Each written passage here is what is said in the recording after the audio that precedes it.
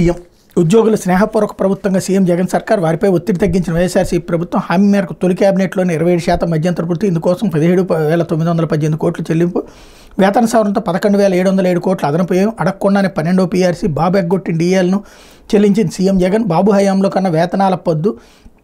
11,000 కోట్లు పెరుగుదల ఒక్క సిపిఎస్ సాధ్యం కాదని మెరుగైన పెన్షన్ వచ్చేలా జీపీఎస్ పారిశుద్ధ్య కార్మికులకు చిరుద్యోగులకు వేతనాల పెంపు వచ్చే 5 ఏళ్లు 25,000 వరకు వేతనం వచ్చేవారికి విద్యా వైద్య రంగంలో పథకాలు ఇళ్ళు వ్యవస్థలో తగ్గిన అవినీతి ఉద్యోగుల్లో పెరిగిన ఆత్మస్థైర్యం పదవి విరమణ వయసు 62 ఏళ్లకు పెంపు ఉమ్మడి ఏపీలో పెన్షనర్లకు డీఏ రద్దు చేసిన బాబు ఉద్యోగులను లంచగొండులుగా చిత్రీకరించి చంద్రబాబు ఇది ఎవరన్నా నమ్ముతారా సాక్షి రాసినంత మాత్రాన ఉద్యోగులకు ఫ్రెండ్లీ అయితే 1వ తారీఖు జీతం పడాలి వాళ్ళకి పడలేదు ఇంకోటి వీళ్ళు మధ్యంతర వృత్తి 27% అని రాశారు కానీ ఆ మధ్యంతర వృత్తిని తర్వాత రెగ్యులర్లో చేసినప్పుడు 23కి తగ్గించారే 27 రూపాయలు ఇచ్చి మళ్ళీ 4 రూపాయలు తగ్గించి 23 రూపాయలకి చేశారే అది ఉద్యోగులందరికీ కడుపు మండిపోలేదా